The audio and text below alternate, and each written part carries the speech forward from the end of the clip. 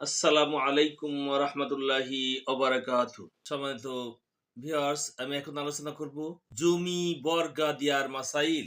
জমি বর্গা বা ভাগা দেওয়া জায়েজ আছে, কিন্তু যখন কথাবার্তা অর্থাৎ ইজাব কবুল হয় তখনই কিছু শর্ত পরিষ্কার হওয়া চাই। ১ নম্বর, কতদিন যাবত বর্গা করবে তা পরিষ্কার বলে দেওয়া চাই। ২ নম্বর, বীজ কে দিবে তা পরিষ্কার হওয়া চাই।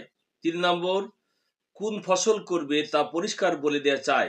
৪ নম্বর, অংশ হিসাবে ভাগ করা চাই এবং সে অংশ প্রথমেই পরিষ্কার হয়ে যাওয়া চাই, যেমন অর্ধা অর্ধি বা ৩ ভাগের ১ ভাগ এবং ২ ভাগ ইত্যাদি। ৫ নম্বর, জমি খালি করে বর্গাতির হাতে দেয়া চাই। ৬ নম্বর, জমি এবং বীজ গৃহস্থের এবং গরু লাঙ্গল ও মেহনত বর্গাতির বা শুধু জমিন গৃহস্থের অন্য সব বর্গাতির এরূপ ঠিক হওয়া চাই। ৭ নম্বর, জমি কৃষির যোগ্য হওয়া চাই। ৮ নম্বর, জমির মালিক এবং বর্গাদার উভয়ের বালেগ ও সজ্ঞানী হওয়া চাই। শরিয়াত নির্ধারিত শর্তগুলো পালন না করে যদি কেউ জমি বর্গা দেয় তবে তা নাজায়েজ হবে। এমত অবস্থায় সমস্ত ফসল বীজওয়ালা পাবে।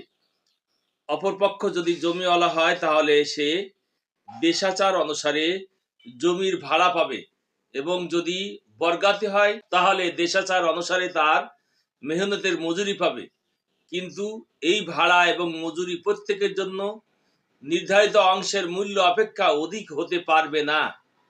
জমি বর্গার কথাবার্তা অর্থাৎ ইজাব কবুল ঠিক হয়ে যাওয়ার পর উভয় পক্ষের যে কেউ কোনো একটা শর্ত অমান্য করতে চাইলে কাজী বা বিচারকের নিকট নালিশ করে তার দ্বারা জোরপূর্বক মানানো হবে, কিন্তু কাজী বীজওয়ালাকে বাধ্য করতে পারবে না।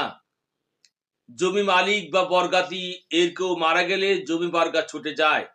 অনেকে আগে বলে না যে পাট বোনাও, আমন বোনাও কি আউশ বোনাও, শেষে আপোষে ঝগড়া হয়। এরকম করা চায় না, আগে সব পরিষ্কার করে বলা চায়। অনেক জায়গায় ধান কে কাটবে, পাট কে উঠাবে বা খড় পাটখড়ি কে নিবে তা নিয়ে বাদানুবাদ হয়। এরকম হওয়া চায় না, আগেই কথা পরিষ্কার করে নেওয়া চায়, যাতে পরে দুই কথা হতে না পারে, বরং সাক্ষী করে লিখে রাখলে আরো ভালো হয়, যাতে সহজেই স্মরণ রাখতে পারে।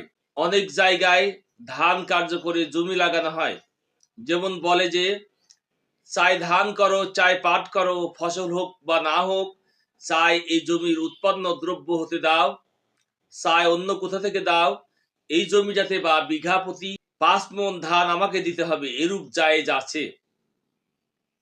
আজকাল গভর্নমেন্টের আইনের বলে অনেকে জমি বর্গা নিয়ে বা জমাই নিয়ে ১২ বছর উত্তীর্ণ হয়ে গেলে বা রেকর্ড হয়ে গেলে পরে আর মালিককে ফেরত দিতে চায় না, কিন্তু নিশ্চিত জেনে রাখা চাই মালিকের বিনা সম্মতিতে ওই জমি রাখা কিছুতেই জায়েজ নয়। যদি কেউ রাখে তবে একত তা রাখা হারাম, দ্বিতীয়ত ওই জমি চাষাবাদ করা হারাম, তৃতীয়ত ওই জমিতে যা কিছু ফসল হবে তা তার জন্য হারাম।